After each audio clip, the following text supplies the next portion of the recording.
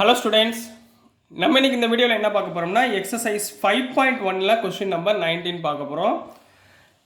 நம்ம பழைய சம் பார்த்தோம் பார்த்தீங்களா, அதை விட இது கொஞ்சம் டிஃப்ரெண்ட்டான மூணாவது டைப் மாடல். சரிங்களா, கொஞ்சம் நல்லா கவனமாக பார்க்கணும். ஏன் இது மூணாவது டைப் மாடல் சொன்னேன்னா, உங்களுக்கு எக்ஸோடைய ரேஞ்சஸ் எதுவுமே இப்போ போன சம்மில் 0, 1, 2, 3, -1, -2 எது வேணால் கொடுத்துருந்தாங்க. பட் இந்த மாடல் சம்ஸில் உங்களுக்கு அந்த ரேஞ்சு கொடுத்துருக்க மாட்டாங்க. ஸோ இந்த கொஸ்டினை நல்லா கவனமாக புரிஞ்சுக்கோங்க. அடுத்தடுத்த சம் உங்களுக்கு ஈஸியாக போயிடும். 19 சம் ரொம்ப முக்கியம், நல்லா கவனிச்சுக்கோங்க.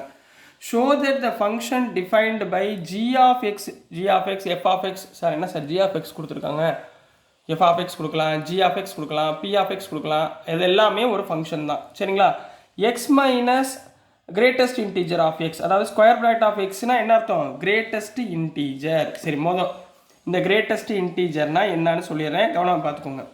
அதாவதுமா லோயஸ்ட் வேல்யூன்னு அர்த்தமா. கிரேட்டஸ்ட் இன்டீஜர்னா என்ன அர்த்தம், lowest value of given x. இப்போ ஃபார் எக்ஸாம்பிள் எக்ஸ் வந்து இப்போ 2.5ன்னு வச்சுக்கோங்களேன். நம்ம என்ன எடுத்துக்கணும்னா 2ன்னு எடுத்துக்கணும், இதோடைய லோயஸ்ட் வேல்யூ. இப்போ 3.9 அப்படின்னு வச்சுக்கோங்க, நம்ம என்ன எடுத்துக்கணும், 3ன்னு எடுத்துக்கணும். புரியுதுங்களா? லெஃப்ட் ஹேண்ட் சைடில் என்ன வேல்யூ இருக்குது, இப்போ 1, 2ன்னு இருக்கு வச்சுக்கோங்களேன். இப்போ இந்த இடத்துல வேல்யூ இருக்குன்னு வச்சுக்கோங்க, கிரேட்டஸ்ட் இன்டீஜர் ஆஃப் 1.6 அப்படின்னு கொடுத்தா நம்ம என்ன எடுத்துக்கணும், 1ன்னு தான் எடுத்துக்கணும். 1.6 அப்படின்னா 1ன்னு எடுத்துக்கணும், லெஃப்ட் ஹேண்ட் சைடு வேல்யூ. புரிஞ்சுங்களா? இதுதான் கிரேட்டஸ்ட் இன்டீஜருடைய விஷயங்கள். இப்போ g of x is discontinuous at all integral points. இதை என்ன சொல்கிறாங்க, டிஸ்கண்டினியூஸ்ன்னு சொல்கிறாங்க. at all integral points, எந்த பாயிண்ட் போட்டாலும். Here square bracket x denotes the greatest integer which is less than or equal to x. அதாவது less than or equal to xக்கு வேல்யூக்கு இருக்குது அப்படின்னு சொல்லி சொல்கிறாங்கம்மா. இப்போ நான் என்ன பண்ண போகிறேன்னா, எடுத்தோடனே கிவன் சொல்யூஷனில் நல்லா கவனமாக கவனிங்க, பொறுமையாக போகிறேன். இந்த சம் கொஞ்சம் நல்லா புரிஞ்சு படிங்க. Given g of x equal to x minus greatest integer of x, அதாவது ஸ்கொயர் பிராக்கெட் ஆஃப் எக்ஸ். இதில் நான் என்ன பண்ண போகிறேன்னா, எந்த வேல்யூமே கொடுக்கல. அதனால் நான் என்ன பண்ண போகிறேன், எக்ஸுக்கு பதிலாக சின்னு எடுக்க போகிறேன். எக்ஸுக்கு பதிலாக சி. இப்போ சின்னு எடுக்கிறப்ப எனக்கு எங்கே கண்ணா வரும், சின்றது இதுதாம்மா. சரிங்களா, இது ஈக்குவல் டு சி. சியை விட சின்னதுன்னா என்ன பண்ணுவோம், நம்ம சி மைனஸ்ன்னு போடுவோமா. அதே மாதிரி இங்கே இப்போ என்ன பண்ணுவோம், சி ப்ளஸ். சியை விட அதிகம்னா சி ப்ளஸ். இவ்வளோ நேரம் அதுதான் பார்த்துக்கிட்டு இருந்தோம். இப்போ நான் இங்கே என்ன பண்ண போகிறேன்னா, சி மைனஸ்க்கு பதிலாக சி மைனஸ் ஹெச்னு எடுக்க போகிறேன். என்ன எடுக்க போகிறேன், சி. ஏன்னா லிமிட் வேல்யூ நான் அப்ளை பண்ணுவேன், எனக்கு இந்த சின்றது என்ன வேல்யூன்னு தெரியாது. அதனால நான் என்ன எடுக்க போகிறேன், சி மைனஸ் ஹெச். அதாவது சியை விட கோர் வேல்யூ சின்னது. சரிங்களா, இங்கே வந்து சி ப்ளஸ் ஹெச்னு எடுக்க போகிறேன். சியை விட கொஞ்சம் பெருசு. இதில் ஹெச் டென்ஸ் டு 0, ஹெச்சோட வேல்யூ டென்ஸ் டு 0. ஹெச்சோட வேல்யூ 0னா சி மைனஸ் ஆஃப் சம்திங் வருமா, இது சி ப்ளஸ் ஆஃப் சம்திங் வந்துருமா. ஸோ இந்த வேல்யூ புரியுதுங்களா, ஒன்று சி ப்ளஸ் ஹெச், இன்னொன்று சி மைனஸ் ஹெச். இதில் ஹெச் டென்ஸ் டு 0ன்னு லிமிட் பாயிண்ட் எழுத போகிறேன். இந்த கான்செப்ட் நல்லா ஞாபகத்தில் வச்சுக்கோங்க. புரியுதுங்களா? இப்போ X is equal to C இதில் அப்ளை பண்ணுங்கள், என்ன வரும், g of c equal to c minus of square bracket of c. Square bracket of c na என்ன அர்த்தம், c தான் அர்த்தம். இப்போ square bracket of 2 அப்படின்னா என்ன அர்த்தம், 2. Square bracket of 3 அப்படின்னா 3ன்னு அர்த்தம். இப்போ square bracket of c na c, அப்போ c minus c equal to 0. இது புரிஞ்சுங்களா? இது ஓகேங்களா? இதான் ரஃப் ஒர்க்மா, இது எழுதுறாதீங்க. அடுத்துமா limit x tends to c minus போடுவோமா, c minus g of x. c minus நான் என்ன இடத்துக்கு சொன்னேன், limit x tends to c minus hன்னு எடுத்துக்க சொன்னேன். இதில் h tends to 0, hன்னு வரப்போ hோட வேல்யூ 0 ஞாபகத்தில் வச்சுக்கோங்க. அவ்வளோதான், சிம்பிள். இதே மாதிரி தான் அடுத்தடுத்த சம் போகிறோம். சரிங்களா, இது புரிஞ்சுங்களா? h tends to c minus h. Clear? இங்கே g of xக்கு பதிலாக என்ன பண்ணுவீங்க, x மைனஸ் எக்ஸ். இப்போ இதுக்கு பதிலாக c மைனஸ் ஹெச் அப்ளை பண்ணுங்க, என்ன வந்துடும், லிமிட் நான் முதல்ல அப்ளை பண்ணுறேன், c minus h minus of close interval c minus h. அப்போ இங்கே லிமிட் என்னப்பா வரும், எக்ஸ் டென்ஸ் டூ இருந்தால் எனக்கு உள்ள எக்ஸ் இருக்கணும், ரைட்டுங்களா? இந்த இடத்துல எக்ஸ் இருக்கா, எக்ஸ் இல்லை, என்ன இருக்குது, அதுக்கு பதிலாக ஹெச் இருக்குது. அப்போ இங்கே என்ன பண்ணுவீங்க, ஹெச் டென்ஸ் டு 0 அப்படின்னு போடுவீங்க. கிளியரா? இது வரைக்கும் புரிஞ்சுங்களா? வேற ஒன்றும் டவுட் இல்லைங்களே? சரி, இப்போ அடுத்த வேல்யூ பண்ணலாம். இப்போ இங்கே பாருங்கள், சி மைனஸ் ஹெச், ரைட்டுங்களா?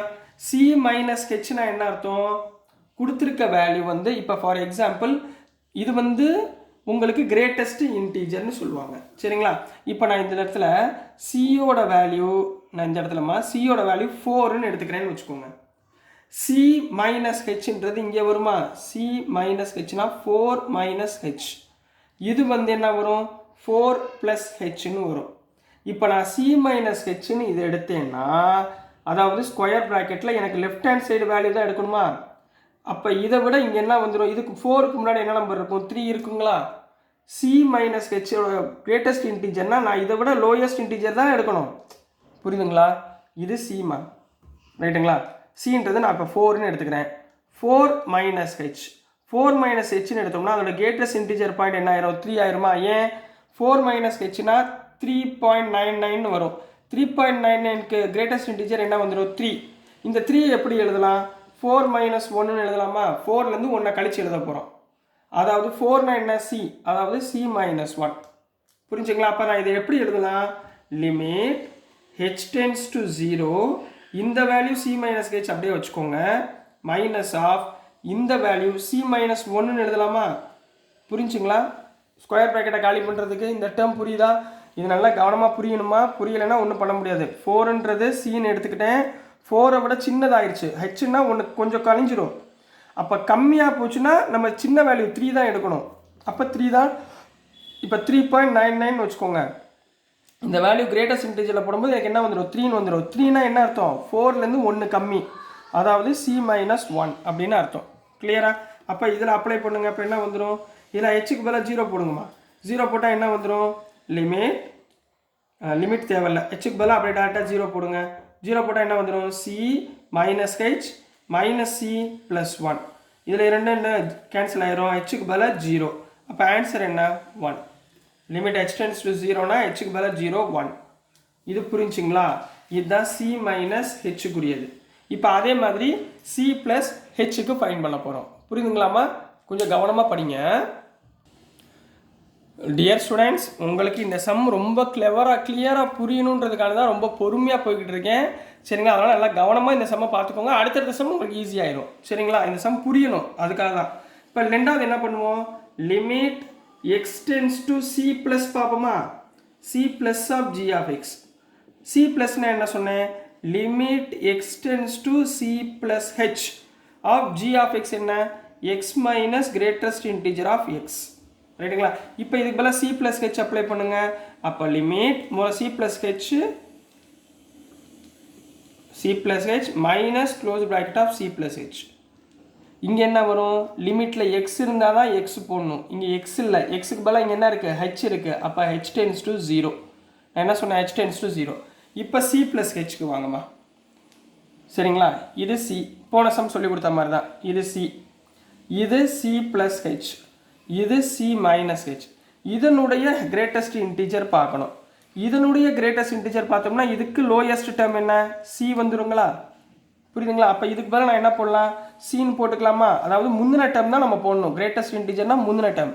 ரைட்டுங்களா? அப்போ இங்கே என்ன போடுவீங்க? லிமிட் ஹெச் டென்ஸ் டு 0, புரியுதுங்களா? சி ப்ளஸ் ஹெச் மைனஸ் சின்னு போட்டுக்கலாங்களா? இப்போ அப்ளை பண்ணுங்கள். என்ன வந்துடும்? லிமிட் இங்கே சிசி கேன்சல் ஆயிரும். So h tends to 0 of h equal to 0. இப்போ 3 வேல்யூ கிடச்சிச்சா? மொதல் வேல்யூ என்ன கிடச்சிச்சு? 0ன்னு கிடச்சிச்சு. ரைட்டுங்களா? அதாவது ஜி ஆஃப் எக்ஸுடைய வேல்யூ 0. லிமிட் சி மைனஸ்க்கு என்ன கிடச்சிச்சு? 1ன்னு கிடச்சிச்சு. அப்போ இது 0. அப்போ என்ன வந்துடும்? The here g of x is equal to limit X tends to C plus, ரைட்டுங்களா, g of x which is not equal to limit x tends to c minus g of x. Therefore g of x is என்ன சொல்லிடலாம்?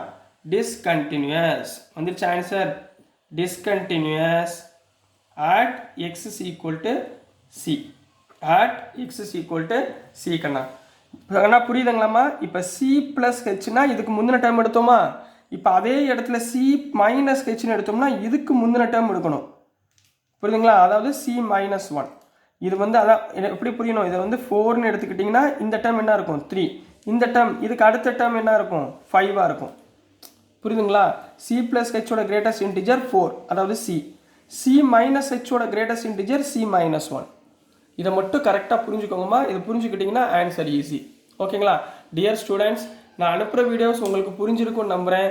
புரிஞ்சிருந்துச்சுன்னா பிடிச்சிருந்துச்சுன்னா மறந்துடாமல் like பண்ணுங்கள், share பண்ணுங்கள், மறக்காமல் subscribe பண்ணி support பண்ணுங்கள் ஸ்டூடெண்ட்ஸ். தேங்க்யூ.